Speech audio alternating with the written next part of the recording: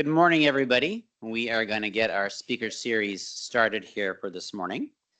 So it is my pleasure to introduce our speaker this morning, Dr. Chris Bale. So Chris is professor of sociology, computer science, political science, and public policy at Duke University, where he directs the Society-Centered AI Initiative and co-directs the Polarization Lab. He studies how artificial intelligence shapes human behavior in a range of different settings, and in particular focuses on social media platforms. Chris is passionate about building the field of computational social science. He's the editor of the Oxford University Press series in computational social science and the co-founder of the Summer Institutes in Computational Social Science, which are free training events designed to introduce junior scholars to this field, and they're held concurrently in several universities around the world each summer. He also serves on the advisory committee to NSF's Social, Behavioral, and Economic Sciences Directorate and helped create Duke's interdisciplinary data science program.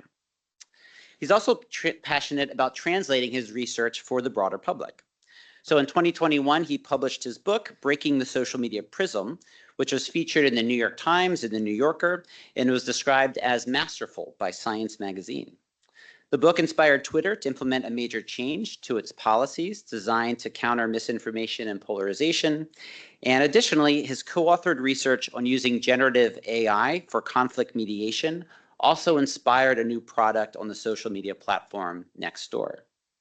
So he's currently the project leader on the JTF grant, Can Social Media Promote Intellectual Humility, as well as the TWCF grant, Training the Next Generation of Social Science Researchers.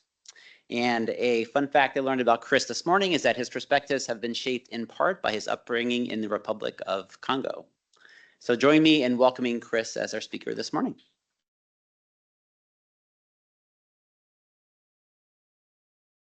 Thank you so much. It's such an honor to be here, and thank you for that lovely introduction. And I'm really excited to get to know all of you in person, and excited to share with you all what we've learned over the last few years. I'm going to start the talk today with a story. And this is a story of a young woman who I met in the course of the research for the book that Rich just mentioned. And I'm sorry, my slides aren't advancing for some reason. Let's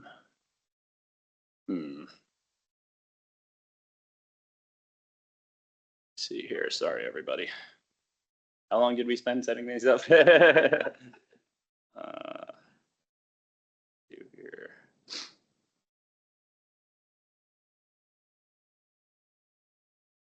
Oh, okay.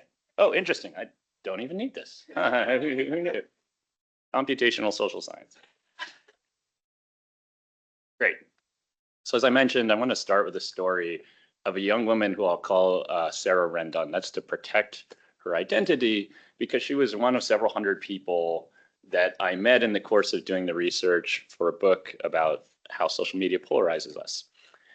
And Sarah's a very interesting person. She's pictured here, or in this stylized way, up late looking at Twitter, the social media platform. And it's meant to capture a story that she told me. So I started every interview like we did with everyone else in this research. Tell me about the last time you were on social media. And so we get all sorts of colorful stories, as you might imagine. But Sarah's was particularly harrowing. She said, well, I was up late at night. I just put my kids to sleep. And I was scrolling through Twitter, and I came across a message from the National Rifle Association. And in the landscape of America's gun debate, I would categorize this as a fairly anodyne message. It just said something like it's every American's right to own a gun. Now, Sarah is a fairly conservative person. Her father was a police officer. She grew up in New York City. But she's also has Puerto Rican heritage and is very sensitive to racial policing issues, race and policing issues. Okay. And she posted what she thought was a fairly tame comment, which was just something to the effect of, my husband owns a gun, he keeps it locked up, and, we feel safer. That's it.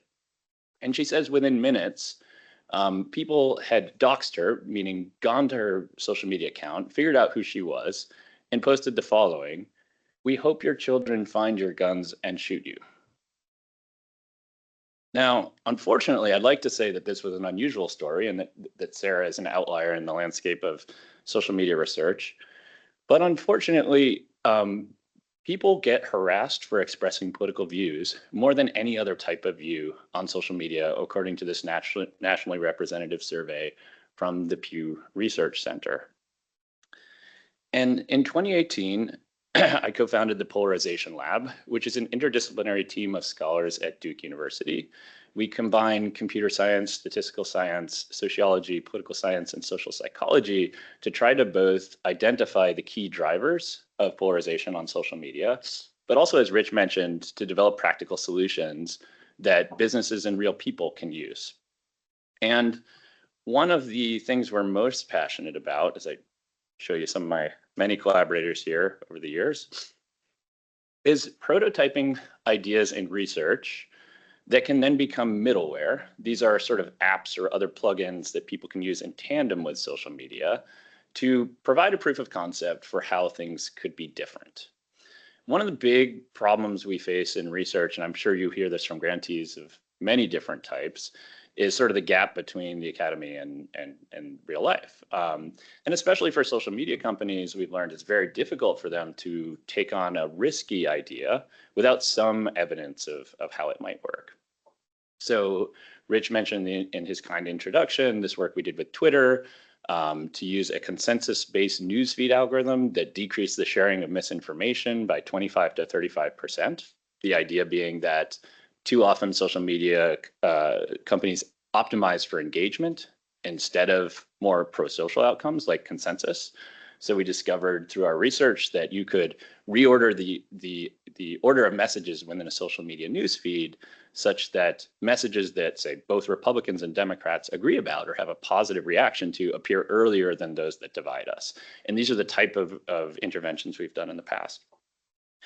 But they don't quite solve Sarah's issue, which is to say the pervasive online harassment, our seeming inability to have conversations or productive conversations about divisive topics like gun control on social media. And even though many of us might not like that these conversations tend to occur on social media, all of the demographic trends point in this way. Young people use social media more than ever. And if we want to intervene and, for example, increase intellectual humility at scale, we believe social media has to be some part of that.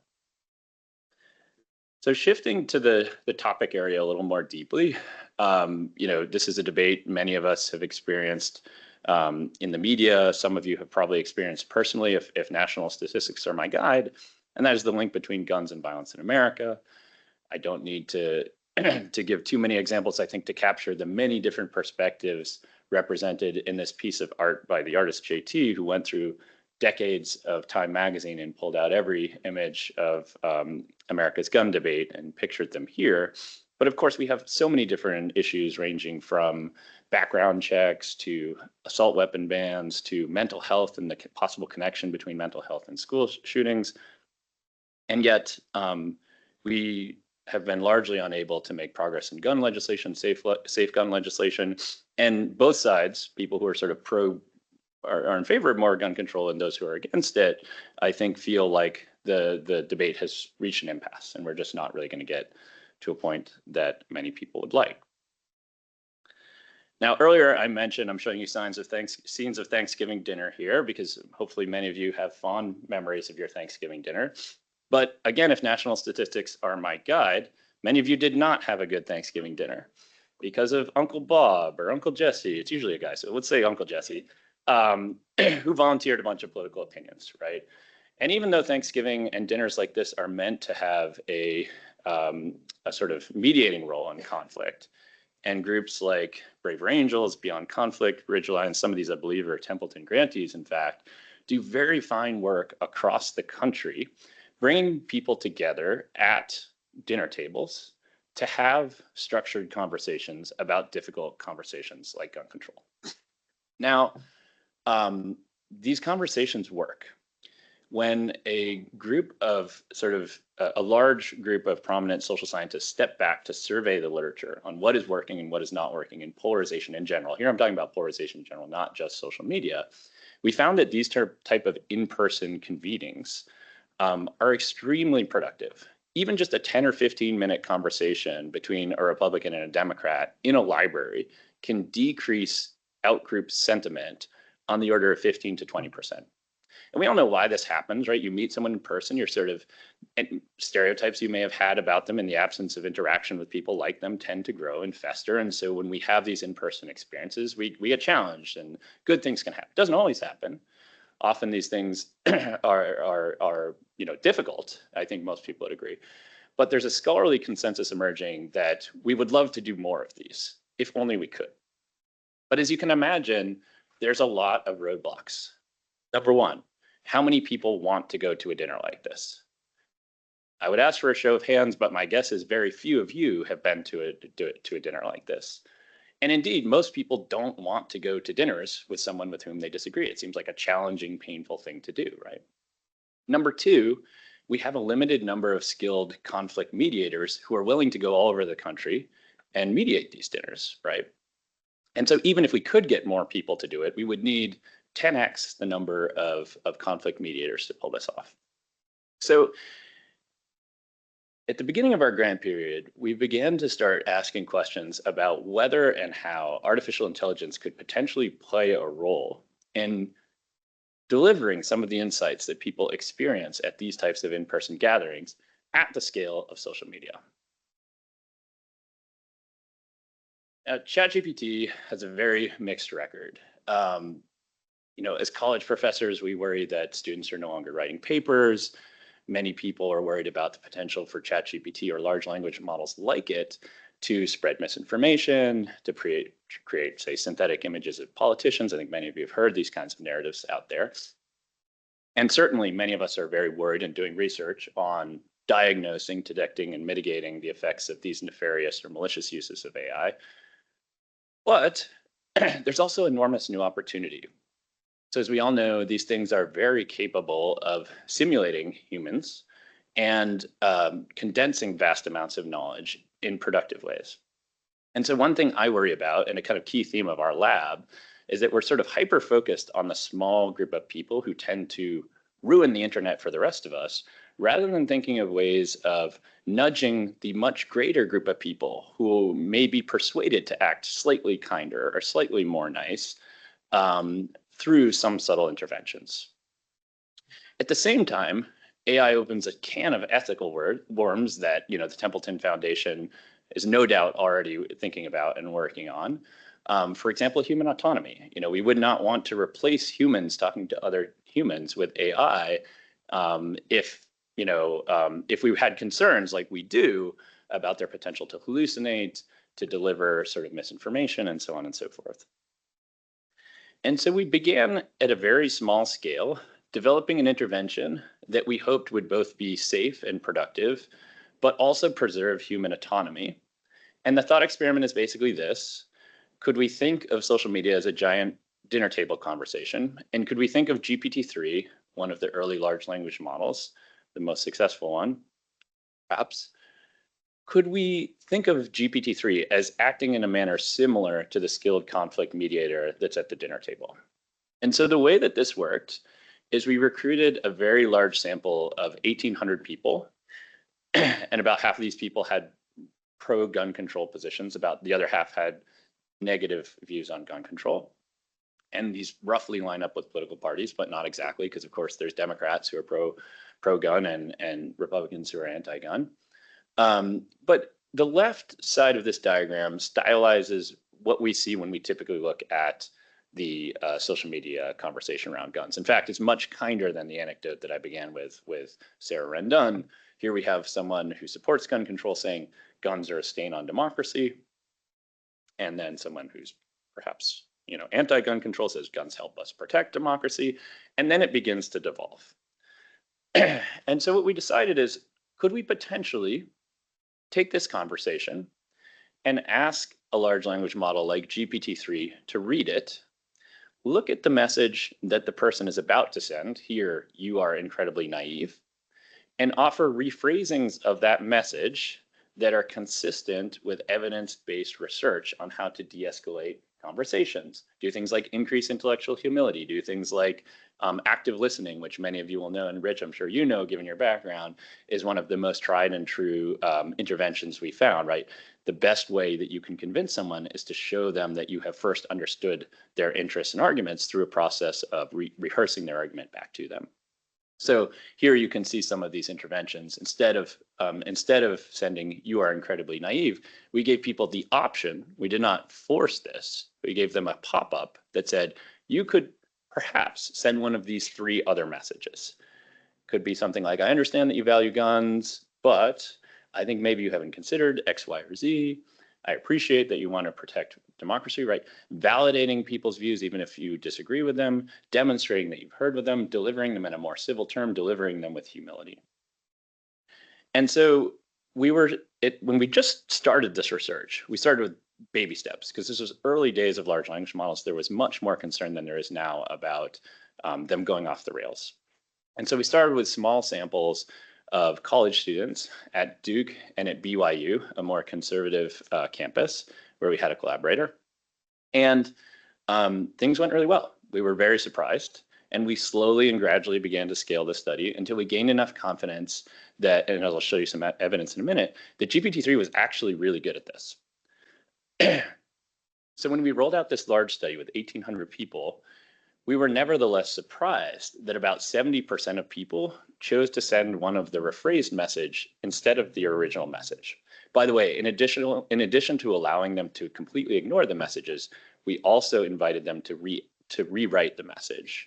Only a small population of people did that, about 3 or 4%. So in general, people seemed to use the messages.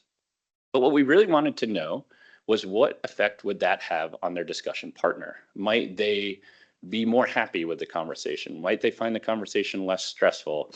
And might the conversation change course so that, and this is a stylized example, if someone, for example, said, I understand that you value guns, and then delivers their view, maybe the conversation would become more productive.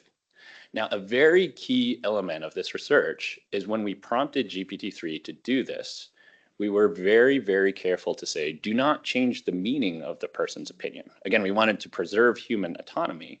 We just wanted to teach people a different way to express their opinions. And so, as you'll see when we get into some of the findings, GPT-3 did a really good job of this. And I think we've all seen, take this Picasso and make it into a Van Gogh, right? Or do this Ezra Klein podcast in the style of Tucker Carlson or something. It's really good at these kinds of things, right? It's really good at learning styles. So we sort of leaned into that. So we had 3 pre-registered hypotheses we believe very strongly in open science, like you at the Templeton Foundation do. And we had 3 pre-registered hypotheses. The first is that people whose partner is being assisted by GPT-3, so when that partner uses those rephrased messages, their partner should demonstrate higher satisfaction with difficult conversations and increased intellectual humility. They should express greater desire for future conversations, because what we really want to do, and there's really fascinating research by Julia Minson, a social psychologist at Harvard University, that shows that when people engage in these difficult conversations, they tend to experience them as less painful than they thought they were going to be, and then they want more of them. And so we wanted to see if we could capture that kind of effect too, greater desire for future conversations about difficult topics like gun control. But lastly, we didn't actually want to change people's opinions on gun control. Again, preserving human autonomy was sort of our North Star here. And so we were hoping, actually, that this intervention would not change people's actual attitudes. We just wanted to change the way the conversation happened. Okay. So here's the findings, which we published in the Proceedings of the National Academy of Sciences in this article linked here. As hypothesized, the intervention increased satisfaction with difficult conversations. We measured this through multiple survey items. So we asked people, for example, how stressful did you find the conversation? How much did you feel heard? How much do you feel it's important to acknowledge different perspectives on the topic? And then we also observed, as you see here, increased desire for additional conversations about difficult topics. So people expressed greater willingness to engage across partisan divides on difficult topics like this. But interestingly and importantly, these did not influence people's attitudes about gun control policies, except for one interesting artifact in the data, which we're currently looking at for a follow-up study, which is that rather than persuading the person whose partner was receiving the assistance from ChatGPT, the person who tended to change their mind more was the person who was assisted by ChatGPT. And we think this maybe had a perspective taking element to it. So if you imagine, you're engaging in this difficult conversation, all of a sudden you see your messages rephrased back to you. It's almost like a mirror that you hold up to yourself, and it says, oh, maybe I have not thought carefully or deeply or productively about this. So that's an interesting artifact of the data that we're following up on. But earlier I made a really big deal about how we tend to narrowly study these things in the academy, and we don't go out into the real world and do the hard work of helping people like Sarah Rendon. So we'll get there in just a minute, and I'll explain how this became a national level experiment that we think had a pretty substantial effect across many millions of people. First, I want to show you some slides which demonstrate how AI is really revolutionizing social science. In the past, we've done this type of research where we collect conversations from people online, and maybe we have 20 million messages. We could never possibly read them. Maybe we could use some primitive natural language processing techniques to try to detect some themes, but now we can ask here GPT-4 to read every single conversation alongside our own qualitative analysis of subsamples of the data to really begin to make sense of what's going on. We wanted to do this for an important reason, which is that what if GPT-3 was only being used in certain domains, like, for example, mental health? And we would want to know that if we were thinking about scaling this.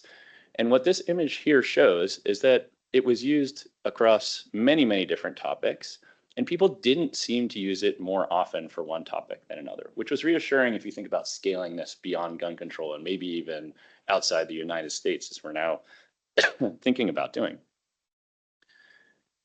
The other exciting thing is a sort of treatment dose response. So, if we're in a medical environment and we gave people a higher dose of medicine, we would want to see a bigger effect, right? And that would maybe help us gain even more confidence that this treatment is actually doing what we think it is. And so here, as you can see, the more people used the rephrasings, again, this was optional, they could decide to completely ignore it, but some people, several hundred people, in fact, used it more than 4 or 5 times. And their chat partner rated the conversation as even more productive and even less stressful. So this gave us additional confidence that we might really be onto something. And here you can see no effect on gun control attitudes, except potentially for the person being assisted themselves. Okay. But what about Sarah Rendon? And what about the scale of the problem, right? We are intervening in one country on one topic at one point in time. It was early days of large language models. Do we even know that the effects would be similar today? We actually launched this just before ChatGPT was publicly announced. So we don't know that public attitudes may have shifted. We don't know that maybe this only works for gun control. Maybe it only worked at this one point in time. Maybe it wouldn't work right now in the post-election environment we're in. Who knows, right? And that's to say nothing of other countries, right? Where different value systems, is GPT-3 perhaps better at, has it learned very well America's gun debate, but perhaps would be very dangerous to use in a context like Somalia, where, by the way, we've been approached by NGOs interested in leveraging this technique. We're taking very careful baby steps there, but you can imagine we needed to do more. And again, our model as a lab is to try to prototype these things in experiments and then build examples. Here, the platform that allowed people to be assisted by GPT-3. And then we want to ultimately and hopefully translate these into real world contexts. And so when I was presenting the results of this research at Meta, in the first year of our, or second year of our grant period, someone from Nextdoor was in the crowd. And I did not know this, but Nextdoor is America's most toxic social media platform. All that stuff I was telling you earlier about in-person interaction and how that's supposed to make us kinder and gentler, turns out not the case on Nextdoor. About 26.1% of a representative sample of US adults surveyed by the USC Neely Social Media Index report experiencing negative attitudes on Nextdoor. Now, I'll ask you to just think about your own neighborhood. Who's on Nextdoor here? Or not on, but gets those annoying emails, right? A lot of you, right? Okay. And I was also shocked. You know, I think COVID obviously it was used massively during COVID, but the incivility that's possible among neighbors is really depressing. And so Nextdoor approached me and said, look, we've got this toxicity problem. We would love to do something about it. Is there a way that we can talk and collaborate? And so what we discovered was there was a really exciting opportunity to intervene on messages like this. So here we have Vanessa Irwin announcing that her dog, adorably named Mick Jagger, has been found. Thanking the entire neighborhood for helping to find him, right? And here we have one of Nextdoor's more toxic users about to write the following comment. The owner is a horrible person who shouldn't be able to own a dog if they can't get a hold of it. They should be reported and arrested for animal abuse. These are the kinds of messages that unfortunately Nextdoor deals with a lot. And so we worked with Nextdoor to develop a version of our strategy, implementing a proprietary model that looked like this. So the person who was about to post this comment saw this intervention. Kind replies make a difference. Your reply looks similar to content that's been reported for violating guidelines. Do you maybe want to rephrase it? And just like in our intervention, they can completely ignore it and send that nasty message, or they can see messages like this. It's concerning to see a dog wandering around without its owner in sight. It's important for pet owners to be responsible and keep their pets safe. If you're unable to locate your dog, it's important to take action and report it to the authorities and so on and so forth, right? Importantly, the message is still there. This person is not happy about their neighbor losing their dog. They're still making a moral judgment. It's just being delivered in a, let's say, more kind way. So we wanted to be very careful in doing this for a few reasons. One is we are intervening on already toxic conversations. So when you think about the study that I spoke about at the beginning, these were just a random sample of Americans brought together quite randomly to have a conversation about gun control. They weren't already angry at each other. They weren't already worked up. In fact, many of these conversations started out in a fairly civil manner. Second, again, we're intervening potentially on all sorts of different issues, from masking to losing dogs to racial profiling, which is one of the biggest issues that Nextdoor is currently concerned about. What if it went off the rails in one of these cases? So once again, we very carefully piloted this, trying small sections of different conversations on Nextdoor with users' consent. And by the way, we only intervened on one person one time, so no one got annoying sort of Clippy style pop-ups for their entire experience on Nextdoor. They just got it once, but we were able to intervene over a whole year on quite literally hundreds of millions of messages. And in its transparency report in 2023, Nextdoor announced that our kindness intervention reduced the creation of content that violated the community guidelines by 15%. Now you might be thinking 15% is not that big. For us social scientists, this is huge, right? Like the most I've ever moved anything is about 5%, maybe 7%. So we were jumping up and down. But it was a really exciting moment because it suggested that this intervention could scale into different areas with different types of people at a different time period. And as people were developing views about AI, we did not know, for example, whether some people would be very resistant to AI. And when we looked at the demographics of uptake, we're very surprised to see almost everybody is using it. So you might have thought it's like more young people, more educated people, more or less educated people, depending on the type of person and their knowledge of AI. But instead, across the board, we found very high uptake. So this gave us a lot of confidence that the method has potential to de-escalate conflict, to increase things like intellectual humility, while preserving human autonomy, and scale that type of hard work of the conflict mediator sitting down at a difficult dinner conversation, potentially at the scale of social media. And so when we announced this, the findings from this in a Harvard Business Review piece, we caught the attention of OpenAI, which was then having a hackathon designed to sort of create many different types of products. But there I met these developers who have produced Temper, which is a open source framework where people can actually take our tool and potentially embed it in any system. Now, there's huge challenges there because, as you might imagine, this type of tool could easily be repurposed by a malicious actor like the Russian Internet Research Agency, and probably already has, not our tool, but this type of technology has probably already been used by such actors. So there's huge challenges in rolling it out. But in the short term, the Temper team has identified a range of different audiences, especially in nonprofits, that have this need. We see people in churches. Churches are one of the most polarized places in the US right now, eager for a solution to bring down the temperature and to de-escalate. And so this is a really exciting way that our tool, which we narrowly made to make one small experiment in one part of in one point in time, can potentially be scaled. The other really exciting thing is that since we published our study, social scientists and computational social scientists, as we like to call ourselves, have explored other ways that AI can assist in de-escalating online conversations. So this is a wonderful paper by Dave Rand's team at MIT and Tom Costello and Gordon Gee at Cornell. And basically what they did is they prompted a chatbot, here GPT-4, to have a conversation with someone who believes in a conspiracy theory. So it could be Pizzagate, could be that 9/11 was an inside job.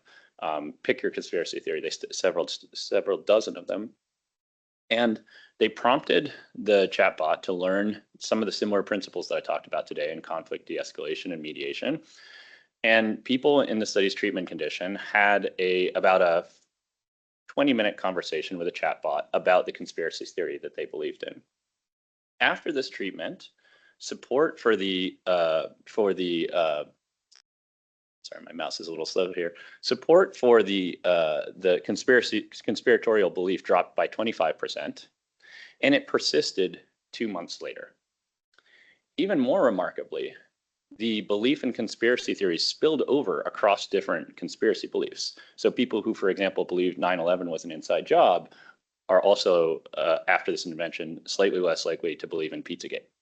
So really amazing intervention that persisted over time. A second team that came out of Google Brain and Chris Summerfield's team in the UK here shows that the same type of technique could be used to help humans find common ground in all types of democratic deliberation. So here, the team recruited people all over the world in remote areas of Rwanda, for example, trying to determine where to dig a well. The mundane problems of democracy, nothing about the internet like we were doing, but real people talking about real problems in their communities. And in the study's treatment condition, an LLM read everybody's views before they deliberated and produced a consensus statement. Now, everybody hated the consensus statement. Nobody just took the consensus statement and ran with it, but instead groups that were assisted by the LLM found a compromise about twice as fast. And the reason we think this is really exciting is that perhaps people are able to eliminate the worst version of each other's arguments more quickly with AI. So in other words, as in so many other domains where we talk about AI, perhaps it's about augmenting human interaction rather than replacing it. And perhaps it's about revealing a deeper level of wisdom than we had before. And in fact, in some of the grant work we're doing with you guys this year, we are actually developing a social media platform that actually can interact with someone dynamically using large language models to help them become aware of their blind spots. So not telling them that they're wrong, just saying, hey, you didn't read any news about topic X today. Do you want to try that? Or, we noticed that you've only been talking positively about this candidate. Have you ever read any of this stuff that's negative? Again, not a strong hand, not a stick, but a carrot to say, hey, learn something. There's other ways of thinking about this. And this is part of a broader project which Templeton has helped us begin to roll out into the world, which, with a bit of hyperbole, and this might not be the most intellectually humble act on our part, we're calling CERN for social media. So the idea here is a shared social media research environment that can benefit researchers all over the world who have the shared mission of trying to reduce incivility on social media. And if you've followed any of this research, you'll know that collaborating with social media companies is really, really hard to do. There's fundamental concerns about user privacy. There's fundamental concerns about public relations. So if Facebook, for example, tries an experiment with researchers and that leads to more misinformation spread, right? Facebook isn't going to rush out to report those findings. In fact, those findings are often suppressed. And as researchers, it's really left us in an awful position because unless they come to us, like we were fortunate to do with Nextdoor and Twitter for something that already works, we can't fully explore the space of possibilities for creative interventions. And so we need, we think, a kind of prototyping, a more rigorous and comprehensive prototyping environment, which we call the social media accelerator. And the neat thing about this is we're able to, as researchers, create a bespoke social media environment. So a researcher logs onto a website and creates an app that you can use on your phone or on desktop or on Android or in the App Store. It's actually an app in the App Store. And we tell people when we recruit them to participate in our studies that you are helping to test a new social media platform. And we can get their full informed consent. We can talk to them about if they're comfortable about interacting with AI, whereas social media companies do this. That's a little bit of a different story. We can get their full consent. We can debrief them if we need to. But most importantly, we can randomize people to experience different versions of social media. So in one of the studies that we did with Templeton this year, for example, we created a badge that rewards people for demonstrating intellectual humility. So rather than seeing that blue circle that defines you as an important person, people learn as they're coming on the platform that on this platform, instead, you're rewarded for demonstrating humility. And interestingly, the preliminary findings there, which we put out in a working paper, which we shared with Rich, and I'd be happy to send with anybody else, we do find that the intervention increases intellectual humility that people express in their posts. So these are tiny little nudges that we can build into the social media environment. The intellectual questions being about how design principles shape and guide human behavior, and again, not from a strong-handed way. Nobody was paid more to become intellectually humble. They just did it naturally once they learned and absorbed the social norms, we think. So the really neat thing and exciting thing is once this platform is built, and thanks to Templeton, we've been able to build this platform, it can be shared with researchers around the world. And so we're currently exploring collaborations with people all over the place, even UNC Chapel Hill, which is our rival if you know in sports. Seriously though, Oxford, University of Zurich, UPenn, MIT, Stanford, we're able to create an environment where researchers have their own playing field. And it's important not only because we can design and randomize people to experience different kinds of social media environments, but we can collect much finer grained data with user permission. So things like how long people looked at something, or whether they looked at different types of content, which we've never been able to study as researchers. And then again, in the final stage, the hope is to take these principles and hand them off to much more capable entrepreneurs who can actually build a platform or share them with existing platforms and say, hey, Meta, have you ever thought about a status badge tied to open-mindedness? These are the types of conversations we're having thanks to your work. So just to wrap up, a huge thank you to Rich and to the whole foundation.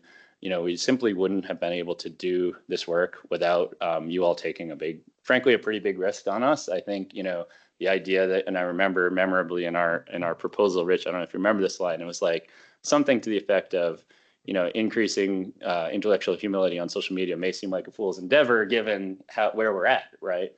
And so I think, we've had some modest incremental success, but there's so much more we can do.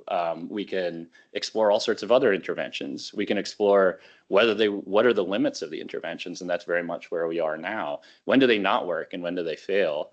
And again, this open source environment, which I didn't mention, allows people to embed AI inside the platform as people interact with each other, will hopefully help us get there. If you'd like to read any of the research I presented today, it's available on our website, polarizationlab.com, and linked here. I hope I can share these slides, or Christina maybe could just share these slides for me. That'd be great. And we also did a feature piece with PBS NewsHour on the work that you helped us create. So thank you so much. It's an honor and pleasure to be here. Thanks to Rich. Thank you to Christina for getting me here. And thank you all for coming.